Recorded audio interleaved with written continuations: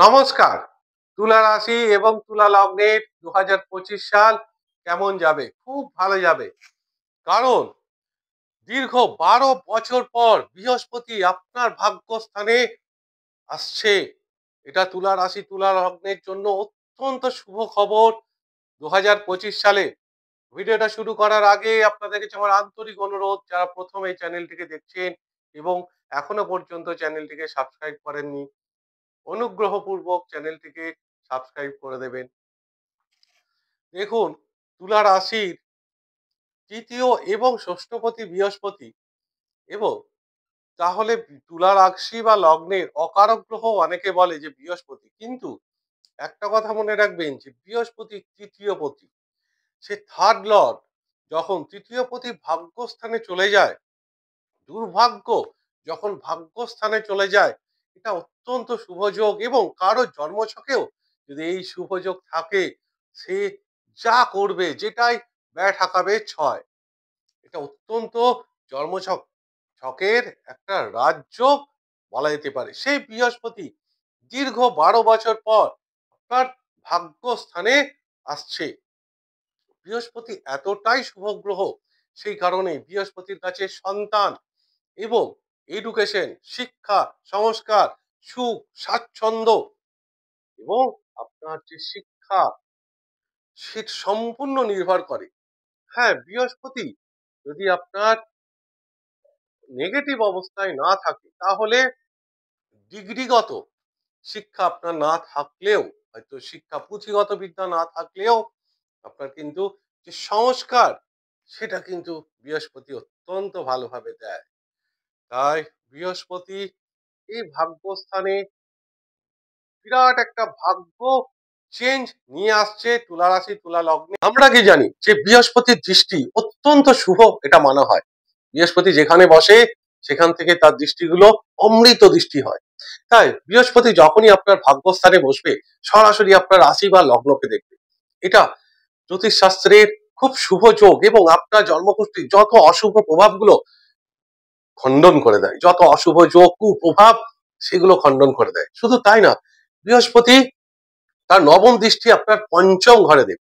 এই পঞ্চম ঘরটা হচ্ছে জ্যোতিষশাস্ত্রের সব থেকে পবিত্র এবং পূর্ণ ঘর। কেন জানেন পূর্ণ ঘর? এটা আপনার ট্যালেন্ট, আপনার পুঁথিগত বিদ্যা, শিক্ষা, সংস্কার, পূর্ব জন্মের কতটুকু শুভ কর্ম করেছেন, এবং আপনার সন্তানের ঘর এটা। তাই এই পঞ্চম ঘর এতটাই শুভ, কোনো এক্সপার্ট অ্যাস্ট্রোলজার এই পঞ্চম ঘরটা দেখলেই বুঝে যাবে আপনার সোল, আপনার আত্মা কতটা পূর্ণ বা পুণ্যাত্মা। কারণ দেখুন, আপনি জীবনে যতটাই সফলতা পান, আপনার সন্তান যদি সফলতা না পায়, সেটা বড় কষ্টের। আর পঞ্চম ঘর থেকেই দেখা যায় সন্তানের সাকসেস, অর্থাৎ আপনার যে এক্সপেকটেশন গুলো, সেগুলো কিন্তু সম্পূর্ণ ফুলফিল করবে আপনার সন্তান। সেটাই কিন্তু এই পঞ্চম ঘরে দেখা যায়, যেটা বৃহস্পতি নবম দৃষ্টি পড়ছে এই সন্তান ঘরে, এডুকেশনের ঘরে। কিন্তু এখানে একটা মজার ব্যাপার বলি, রাহু ঠিক আপনার পঞ্চম ঘরেই আসবে ১.৫ বছর পর। রাহু ষষ্ঠ ঘরে ছিল, খুব ভালো পজিশনে ছিল। রাহু ষষ্ঠ ঘরটা খুব শুভ ঘর মানা হয়। এই সেই রাহু এখানে ১৮ই মে পঞ্চম ঘরে আসবে। তাহলে এডুকেশনে, সন্তানের ঘরে কিছু না কিছু কোনো স্ট্রাগেল, বাধা, কষ্ট, মানসিক কষ্ট, এগুলো দেখাচ্ছে। কিন্তু এই কষ্টগুলো হবে না, কারণ ঠিক বৃহস্পতির দৃষ্টি এই রাহুর উপরে পড়বে। তাই এই রাহুর যে নেগেটিভ প্রভাবগুলো, সেগুলোও কেটে যাবে। কিন্তু কোনো না কোনো সময় গ্রহগুলো তো একসময় স্থির থাকে না। তাই ঘুরতে ঘুরতে যখন নেগেটিভ অবস্থানে যাবে, তখন সন্তানকে নিয়ে কোনো রকম মানসিক কষ্ট, দুশ্চিন্তা হতে পারে, সেটা আপনার সন্তানের পজিটিভ জায়গা। সন্তান কিন্তু ঠিক সময়ে ঠিক এডুকেশন করবে, তার জায়গা, তার গ্রোথটা ঠিকই থাকবে। কিন্তু আপনার মনে হবে যে সন্তানের প্রোগ্রেস ঠিকমতো হচ্ছে না, তাই সন্তানকে নিয়ে একটা মানসিক দুশ্চিন্তা, সেটা কিন্তু থাকবে। এই রাহু পঞ্চমে আসলে, রাহু পঞ্চমে আসলে শেয়ার মার্কেট থেকে বিরাট পজিটিভ গেইন করায়, ইজি মানি গেইন করায়। শুধু শেয়ার মার্কেট না, যে কোনো অপ্রত্যাশিত টাকা পয়সা, যেগুলো আপনি কোনো সময় ভাবেননি যে এই টাকা পয়সাগুলো আমি আর ফেরত পেতে পারি বা রিটার্ন পেতে পারি, বা সেটা ইনহেরিটেন্সের সম্পত্তি হোক, যে কোনো টাকা, ব্যবসায়ের টাকা হোক, বা আপনার অফিসের কোনো পেন্ডিং টাকা যেগুলো পড়ে আছে স্যালারি, সেরকমও টাকা এই রাহু পঞ্চমে আনএক্সপেক্টেড সাডেন দেয়। রাহু যখন দেয় আপনাকে জানিয়ে দেবে না। এইবার রাহু যখন পঞ্চমে থাকবে, এটা আসছে মে মাসের 18 তারিখে। আর বৃহস্পতি যে ভাগ্যস্থানে আসছে সেটাও মে মাসের 15 তারিখ, অর্থাৎ মে মাসের 15 তারিখ পর্যন্ত কিন্তু তুলা রাশি তুলা লগ্নকে ওয়েট করতে হবে। রাহু যখন পঞ্চমে থাকবে ঠিক উল্টো ঘরে কেতু মহারাজ বসে থাকবে ইনকামের ঘরে, একাদশ ঘরে। কেতুর শ্রেষ্ঠ ঘর এটা, ইচ্ছা পূরণের ঘর, আপনার source of income, day to day ওয়ার্কের থেকে যে ইনকামটা হয়, ডেলি ওয়ার্ক থেকে ডেলি ইনকামের ঘর, যে একাদশ ঘর, সেখানে কেতু মহারাজ খুব ভালো রেজাল্ট দেয়। কিন্তু দুটো কথা মনে রাখবেন, এখান থেকে আপনার বড় দাদাদের কোন রকম সমস্যা হতে পারে, ছোট ভাই বোন না, বড়, আপনার থেকে বড়, এবং তাদের কোন রকম সমস্যা হতে পারে, সেটা ব্লাড রিলেটেড। এবং এই সময় ঠিক মে মাসের 18 তারিখের পর আপনার খুব ক্লোজ বন্ধু সে কিন্তু আপনার জীবন থেকে দূরে চলে যাওয়ার একটা সম্ভাবনা থাকছে। তো বন্ধুদের সঙ্গে কোথাও না কোথাও গিয়ে একটা ভুল বোঝাবুঝি, মিস আন্ডারস্ট্যান্ডিং এর জায়গা কিন্তু কেতু তৈরি করবে, কিন্তু আর্থিক দিক থেকে কোনো রকম সমস্যা আপনার ক্রিয়েট করবে না। তাই দাদাদের সঙ্গে সম্পর্ক অবনতি, বন্ধুর সঙ্গে সম্পর্ক অবনতির কেতু এই জায়গাটাকে একটু নেগেটিভ থাকছে। এবার আসি মেন আপনার যে গ্রহ, সেটা হচ্ছে শনি মহারাজ। তিনি ঠিক 29শে মার্চ ষষ্ঠ ঘরে যাবে। চতুর্থ পঞ্চমপতি ষষ্ঠ ঘরে, শনির এটা শ্রেষ্ঠ জায়গা ষষ্ঠ ঘর। কারণ শনি এই ষষ্ঠ ঘরে খুব ভালো রেজাল্ট দেয়, মানে এর থেকে ভালো রেজাল্ট কেউ দিতে পারে না। কেন জানেন? প্রথমেই বললাম যে শনির যে দৃষ্টি সেটা কিন্তু মারাত্মক চ্যালেঞ্জ এনে দেয় আমাদের জীবনে, খুব কষ্টকর শনির দৃষ্টি, প্রচন্ড অশুভ। ঠিক যেরকম বৃহস্পতির দৃষ্টি অত্যন্ত শুভ। তাহলে শনি এই ষষ্ঠ ঘরে কেন ভালো রেজাল্ট দেবে? শনির দেখুন তিনটে দৃষ্টি আছে, সেটা প্রথম দৃষ্টি 8 নম্বর ঘরে, একটা 12 নম্বর ঘরে, এবং তার দশম দৃষ্টি থার্ড ঘরে, তৃতীয় ঘরে। এই যে তিনটে ঘর, 8, 12 এবং 3, তিনটে ভীষণ নেগেটিভ ঘর, বিরাট চ্যালেঞ্জের ঘর। তাই শনির এই যে দৃষ্টিগুলো অষ্টম, দ্বাদশ এবং থার্ড হাউসে পড়ার জন্য আপনার জীবন থেকে সেই অবস্ট্রাকেল গুলো সরিয়ে দেবে শনি মহারাজ। সেই কারণেই তো শনি ষষ্ঠে খুব ভালো রেজাল্ট দেয়। কারণ এখানে বিষে বিষে বিষক্ষয় করবে, আপনার জীবনে যত কঠিন কঠিন সময়, কঠিন পরিস্থিতি আসছে, সেই পরিস্থিতিটাকে কাটিয়ে দেবে। অষ্টম ঘরে দুর্ঘটনা, জীবনে বিরাট আপস এন্ড ডাউন, অস্ত্রোপচার, এই ব্যাপারগুলো, সাডেন ফল, হঠাৎ ফল হয়ে গেল, ব্যবসা করতে করতে সাডেন ডাউন হয়ে গেল, এগুলো কিন্তু শনি করতে দেবে। বিরাট খরচ, হসপিটালের খরচ, কোর্ট কেস, যে এইগুলো কিন্তু শনি করতে দেবে না। এছাড়াও থার্ড হাউসে আপনার হার্ড ওয়ার্কের জায়গা, সেটাও ভীষণ ভালো করবে। কমিউনিকেশন, সোশ্যাল মিডিয়ার জায়গাটাও কিন্তু শনি অত্যন্ত ভালো করবে। কিন্তু সে পঞ্চমপতি এবং চতুর্থপতি, তাই এই দুটো ভাবের কিছু নেগেটিভ রেজাল্ট সেটা পেতে পারেন। হয়তো মায়ের প্রথম দিক থেকে ঠিক দেখবেন এপ্রিল মাসে কিছু মায়ের হেলথের প্রবলেম তুলা রাশি তুলা লগ্নের হওয়ার সম্ভাবনা থাকছে। এছাড়াও হেলথের জায়গাটা বরাবরই ভালো থাকছে, কারণ দেখুন আপনার রাশিপতি শুক্র, সে প্রত্যেক মাসে 28 দিন পর পর রাশি পরিবর্তন করে।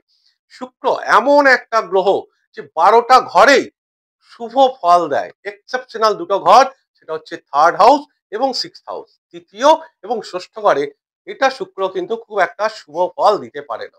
তাছাড়া এই শুক্র 12টা ঘরেই অত্যন্ত শুভ ফল দেয়। এছাড়াও আর একটা মাস বলছি, সেটা হচ্ছে জুন মাসের 15 তারিখ থেকে জুলাই মাসের 15 বা 27 তারিখ পর্যন্ত।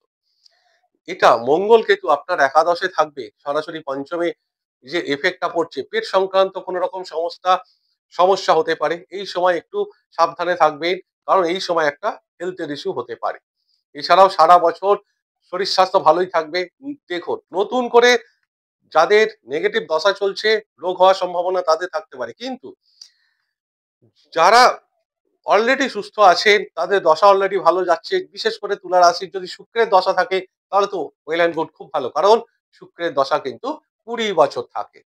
স্টুডেন্টদের জন্য এডুকেশনের জায়গায় আগে প্রথমে আসি, কারণ দেখুন বছরের শুরুতেই ফেব্রুয়ারি মার্চের দিকে মাধ্যমিক, উচ্চ মাধ্যমিক, জয়েন্ট, জিমের, নিট, ক্যাট, গেট, এই যে পরীক্ষাগুলো আছে ছাত্রদের, সেটা কিন্তু পজিটিভই থাকছে, কারণ সেখানে কিন্তু রাহু থাকছে না। রাহু আসছে মে মাসের 18 তারিখে, তার আগে যে পরীক্ষাগুলো হয়ে যাচ্ছে, তাই স্টুডেন্টদের জন্য কিন্তু এটা অত্যন্ত শুভ খবর। এবং বিবাহের একটা প্রবল যোগ তৈরি করছে মঙ্গল গ্রহ। কারণ যাদের এতদিন বিয়ে হচ্ছিল না সেখানেও কিন্তু একটা বিবাহের প্রবল যোগ তৈরি করছে, কারণ মঙ্গল গ্রহ মাসে বছরে প্রায় 6টা মাস, জুন মাসের 17 তারিখ পর্যন্ত সে কিন্তু থাকছে আপনার দশমে, অর্থাৎ আপনার জীবন সাথীর সুখের ঘরে থাকছে। এটা দাম্পত্য জীবনের দিক থেকে যেরকম এক খুব শুভ খবর, সেরকম নতুন বিবাহের জন্য অত্যন্ত শুভ খবর। এছাড়াও বৃহস্পতি যখন ভাগ্যস্থানে আসে তখন সন্তানের জন্য কিছু পজিটিভ রেজাল্ট দিতে পারে। সেটা কি রকম?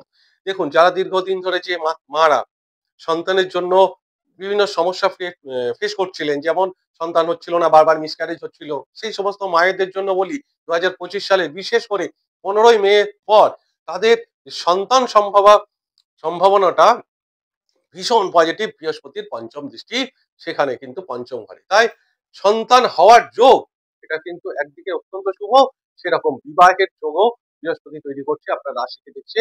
তাই তাই সন্তান এবং বিবাহ এডুকেশনের জন্য তুলা রাশি তুলা লগ্নের অত্যন্ত ভালো যোগ। তার উপরে ষষ্ঠ ঘর, যে ঘরটায় শত্রুর ঘর এবং কম্পিটিশনের ঘর, তাই এখানে শনি কে কেউ হারাতে পারে না, কারণ শনির সঙ্গে কম্পিটিশনে কে লড়বে। তাই চাকরির পরীক্ষা হোক বা যে কোনো কম্পিটিশন পরীক্ষা হোক, তাদের জন্য কিন্তু ভীষণ ভালো। এছাড়াও যারা সামরিক বাহিনীতে বিভিন্ন রকম পরীক্ষা দিতে চাইছে, আর্মি, এয়ারফোর্স, নেভি, পুলিশে পরীক্ষা দিতে যাবে, তাদের জন্য কিন্তু মার্চ মাসের 29 তারিখের পর থেকে শনি যখন আপনার ষষ্ঠ ঘরে যাবে, এটা বিরাট পজিটিভ। কারণ এই শত্রুকে একমাত্র জব্দ করতে পারে শনি, তাই আপনি নিশ্চিন্ত থাকুন।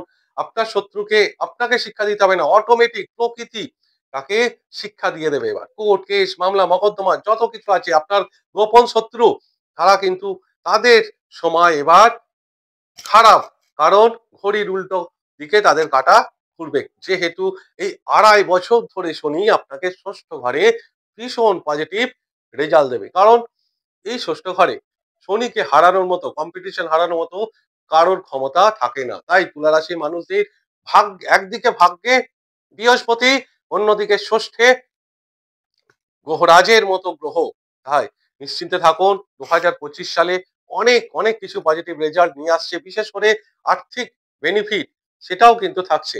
এবার আসি কর্মের জায়গা। দেখুন, আপনার যে কর্মপতি সে চন্দ্র নিজেই, সে মাত্র 2.5 দিন করে এক একটা রাশিতে থাকে, কিন্তু আপনার এই কর্মস্থানে মঙ্গল যেখানে ডাইরেকশন স্ট্রেন্থ পায়, সেই দশমে মঙ্গল শ্রেষ্ঠ রেজাল্ট দেয়। বিশেষ করে মঙ্গলের যারা ইঞ্জিনিয়ারিং, মেডিকেল এবং সামরিক বাহিনী, পুলিশ, এয়ারফোর্স, উচ্চপদস্থ অফিসার, তাদের জন্য কিন্তু বছরে প্রায় 5 মাস পর্যন্ত মঙ্গল দশমে থাকবে। যদিও সে নিচস্থ থাকবে, কিন্তু এখানে নিচস্থ থাকলেও সে নেগেটিভ রেজাল্ট দিতে পারবে না, কারণ মঙ্গলের চতুর্থ দৃষ্টিও আপনার রাশির ওপরে পড়ছে। তাই কোনো নিজ গ্রহের দৃষ্টি যখন রাশি বা লগ্নের ওপর পড়ে, তখন তার প্রভাব অনেক বেশি হয়। বিশেষ করে দেখবেন তুলা লগ্নের মানুষদের যদি এই 2025 সালের কারণ মঙ্গলের দশা চলে, ভীষণ কর্মের একটা বিরাট প্রোগ্রেসের টাইম এটা, জীবন সাথীর চরম উন্নতির সময় এটা, বিজনেসের বিরাট গ্রোথের সময়। সে যে বিজনেস করুক, আর মঙ্গল সংক্রান্ত বিজনেস করলে তো শুনে পে সোহাগা। বিশেষ করে বছরের যে প্রথম 6টা মাস, বাকি 6টা মাস তো মে মাসের পর তো বৃহস্পতি রাহু কেতু একসঙ্গে রাশি পরিবর্তন করছে, অর্থাৎ বছরের এপ্রিল মাস পর্যন্ত শনি গ্রহ যতক্ষণ রাশি পরিবর্তন না করছে, ততক্ষণ কিন্তু একটা সময় তারপরের একটা প্রভাব আলাদা থাকবে তুলা রাশি তুলা লগ্নের। 2025 সালটা তুলা রাশি তুলা লগ্নের জন্য অত্যন্ত একটা ভালো বছর, এটা প্রমাণিত হতে চলেছে। বাকি তো আপনার দশা, আপনার জন্মছক সেটা বলবে যে আপনার বছরটা কেমন যাবে। যাই হোক, এই গেল সমগ্র 2025-এর সম্পূর্ণ ভিডিওটা। ঈশ্বরের কাছে প্রার্থনা করি সকলেই ভালো থাকুন এবং সুস্থ থাকুন। নমস্কার।